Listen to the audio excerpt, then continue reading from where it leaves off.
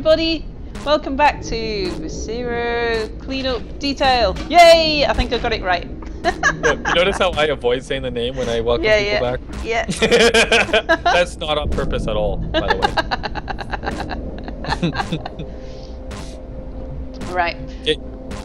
There are hatches on the ground. Can you actually open these? Did you notice that there's like hatches? Yeah, I've tried opening one down here and it doesn't seem to do anything.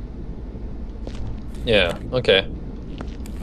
I don't seem to be able to open it. I cleared all the stuff off the top of it. Yeah, there's one in here too. I just tried and it didn't seem to do anything. I was kind of relieved. Yeah, I thought we were like, I have another level to go down. Oh, can you imagine? You know, at some point that's going to happen. Yeah, totally. We're going to go up in one of the levels, right? And it's going to be, oh yeah, we're done. And then, oh no, wait, what's this? No! Yeah. But maybe not this one? Hopefully not this one? It's looking like this one's, like, that the other levels are not accessible.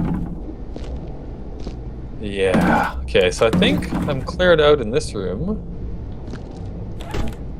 It's so hard sometimes to tell if it's actually dirt or if it's just like the wall. Yeah, or just the sort of colour or something. Of the wall, right?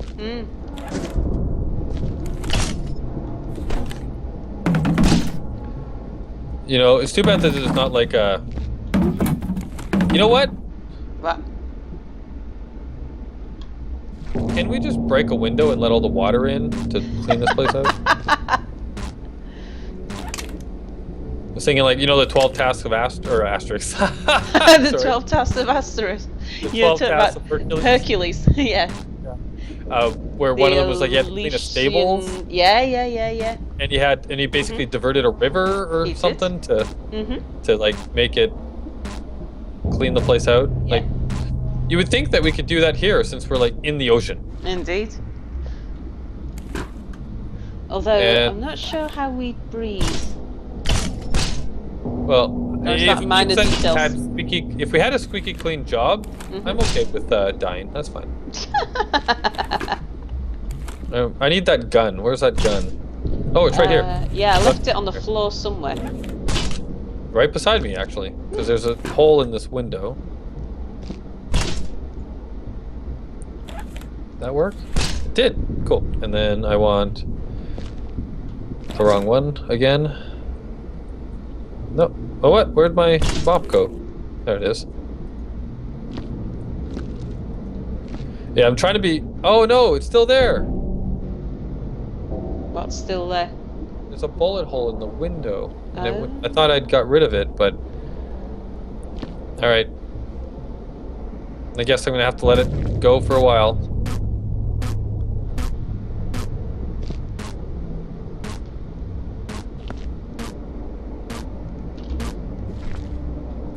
Oh man, it made a mess. Oh no, and I just made a mess. No! Speaking of 12 tasks of Asterix, do you know what I'm talking about when I say Asterix? I know of Asterix. It's like I recognise the character when I see him, but it wasn't a cartoon character that I ever watched or read the comics of. Yeah, it was a French cartoon, but it was all translated into English, and my dad actually had a whole bunch of them when I was growing up. Yeah. And so I found them or whatever, and started reading them and got addicted to them. They were awesome. They had the greatest character names, like they all were like meaning other things, right? Like the druid his name was Getafix.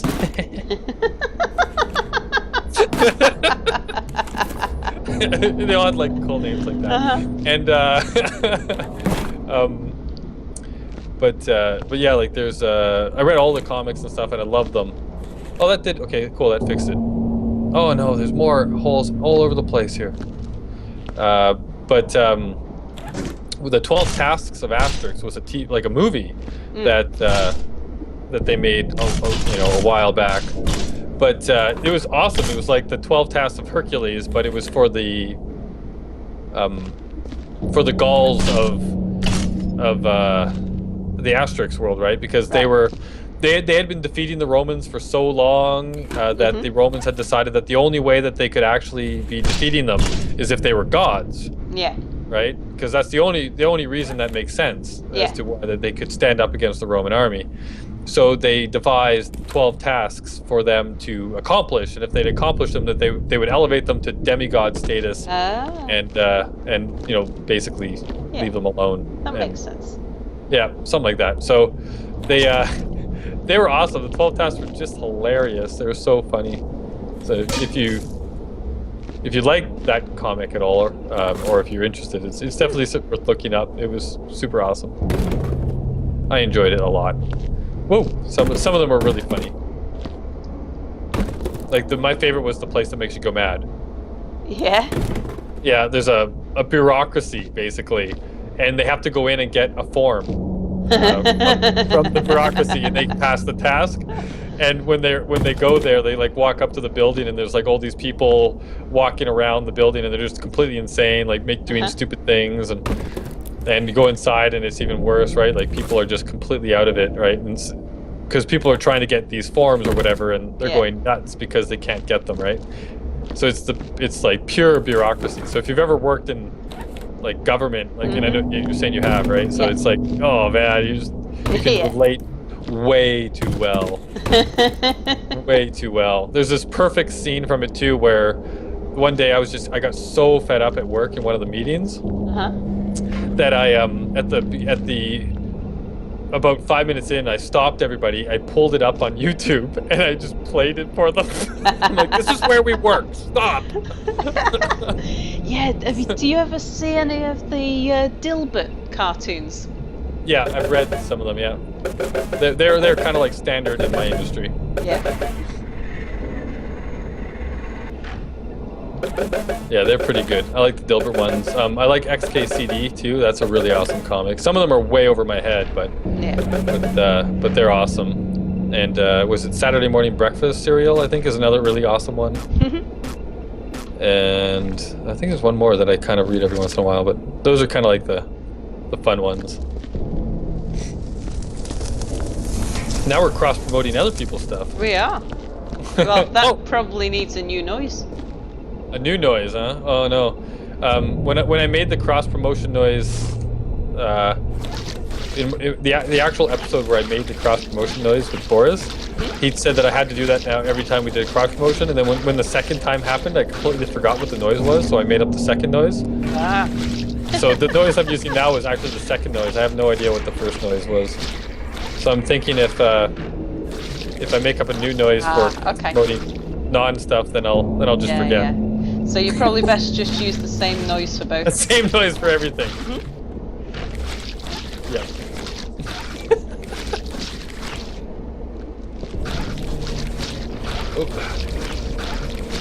It's like every time. You're right. The noise is completely different for body parts coming out of the bucket machine. Yeah.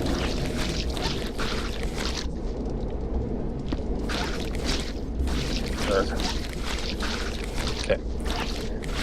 Oh, there's a bullet hole. Where's the gun? It's in the room I'm in over here. It's like way down where we found it. Okay. If you remember where that is. Yeah. I'm in there right now.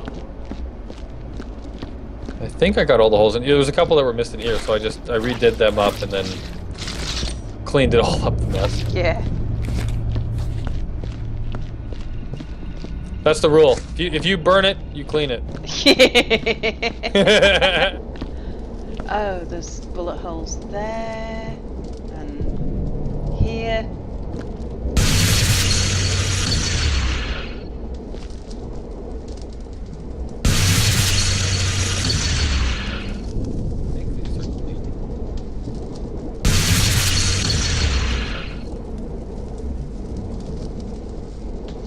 Out of the corner so I can see if there's anything kind of hiding behind, because that'd be a real bump. Like if we're like looking like there's something, why can't we finish the job, and it's like there's like a piece of entrails hiding behind one bucket somewhere. I obviously need to use the gun longer.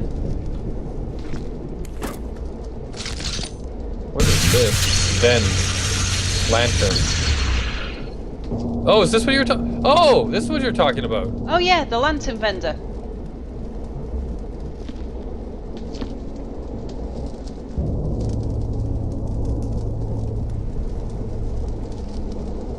So scared of these things. Yeah, they do make a bit of a mess when they break, don't they? Yep. That one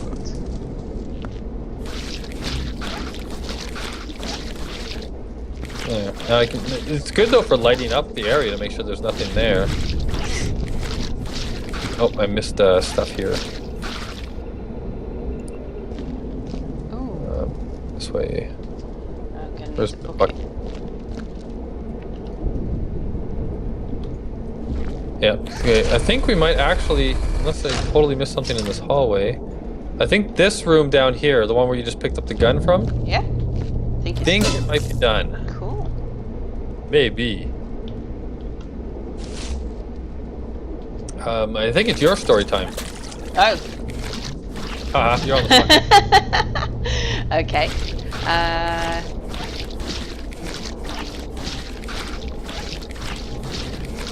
Okay, let's pull out I the... was thinking about your cassowary story. So I've never had a run-in with dangerous animals. It's only ever been dangerous people. One story I've not told you about, it was a continuation of the Colombia story. And so after the attempted hijacking, hang on, I need to get rid of that bullet hole before I clean anywhere else around here, because it's just going to make things mucky again. Mucky. Whoop. Whoa! Were you shooting that at your feet? No, I was just stood over a bullet hole in the floor. Oh, it looked like it was arcing right into your feet. That's kind of funny. Yeah. So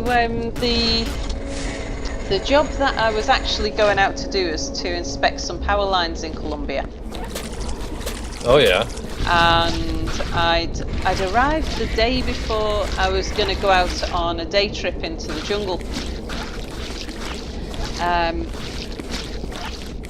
So I'd had this hijacking on day 1, and then day 2 I went into the offices of the power company, and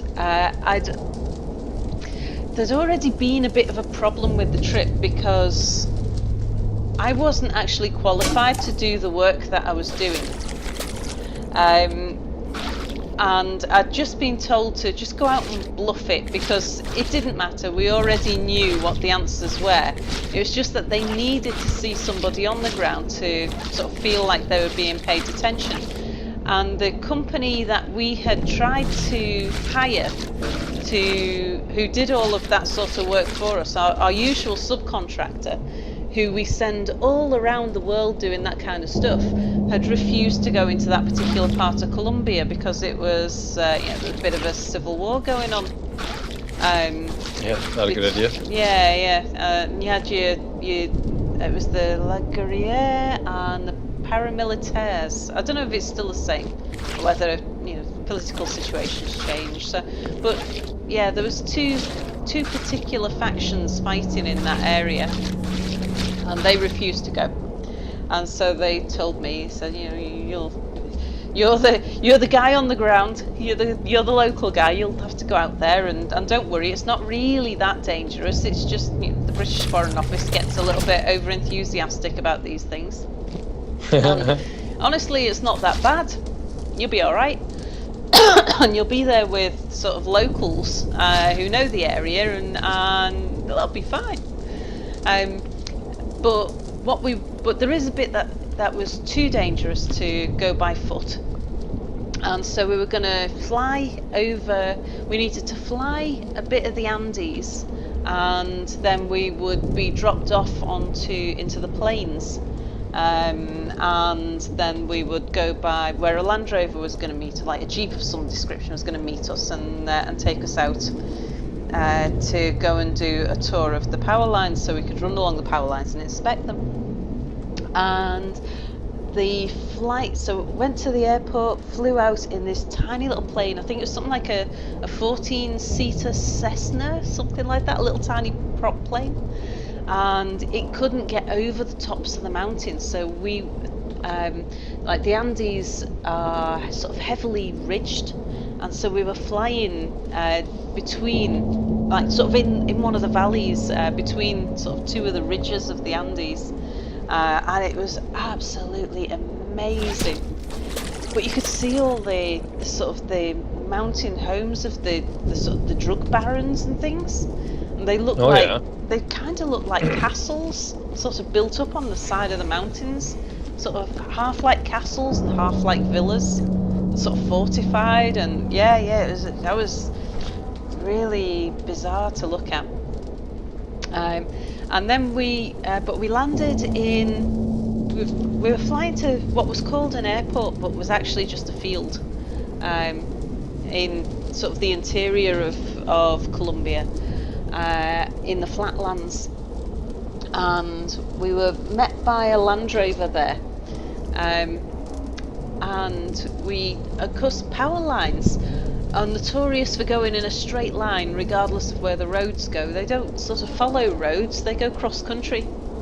And I'd read the Foreign Officer's advice, which were about this particular area of Colombia, which at that point in time it said do not go there under any circumstances unless it is absolutely vital, and if you have urgent business then go there, but do not leave the main roads. Now we were heading off down these tiny little back lanes out into the jungle, following using dirt tracks and things like that to head out to sort of electricity pylons, which were just, you know, where they went where the places where they needed to be. We followed them out there, and there was one point where as we were driving down the road, the driver of the Jeep stopped, and of course this is while I still didn't speak any Spanish at all. I started talking to the interpreter who sat next to me, and the interpreter turned around and said, it would be most advisable if at this point you were to get into the back of the vehicle. Now I was in the back seat of the vehicle, so I was saying like, what exactly do you mean by the back of the vehicle? What they meant was to hide under a tarpaulin in the trunk. Oh, wow! Like wow! Yeah. There's no screwing around with the word back in that. Yeah. So I kind of got the sense that when they said it would be most advisable, that they were being quite polite about it, but they really, really, really meant it. Yeah. And it was because we had to pass a checkpoint of one of these particular warring factions. And they were worried about the fact that because I was obviously a foreigner, I mean, because this is backwaters of Colombia and you just don't get that many blondes out there. I've heard that about like being a blonde in countries like that. Yeah. It's a very brown-haired country. In the city you get all kinds of people. You know, it's a cosmopolitan area, but right. Out in the countryside, where there's a lot of the indigenous population and a lot of like Hispanic people, but very, very few sort of European or anyone else. We were out here, a mixture of jungle and farming country. We were properly out in the wilds. So yeah, it was going to be obvious that I was a foreigner, and they were worried about the value of my ransom. You know, which to say that I eventually ended up being kidnapped in Venezuela, where I was actually living in the city, was almost ironic in the long run. But yeah, they were worried about the It was a paramilitaire roadblock that we were going through, and they were just worried about, like, they weren't worried about themselves. They all felt very safe, but they were locals. They weren't worth anything, and they were out there doing a job that would benefit the locals. They were the local electricity company. They were all fine, but yeah, they were just worried about taking me through the roadblock. So they, they got me out the back seat of the vehicle, put me in the trunk of the Jeep, and threw a tarpaulin over the top of me while we went through the roadblock, which was a little bit scary. Yeah. In a way, I was very relieved when we were through the other side. I would say so. Yes. Because I did wonder. I thought, well, if they find me under there, isn't that worse than if I didn't hide at all? Yeah, isn't it like then obvious that I must have some value to me if they're hiding me, or like if they found you in the trunk? Yeah, it would have been bad news. Yeah. So I wasn't sure about the wisdom of hiding me in the trunk at all, but you know, yeah, out with the locals, you do as the locals advise in that sort of situation. Yep. And with that, I think we're done an episode. that one went quick. Yeah, unless I'm doing wrong, but oh no, I take your word for it. All right. Well, we will see you in the next one. Bye for now. Bye-bye.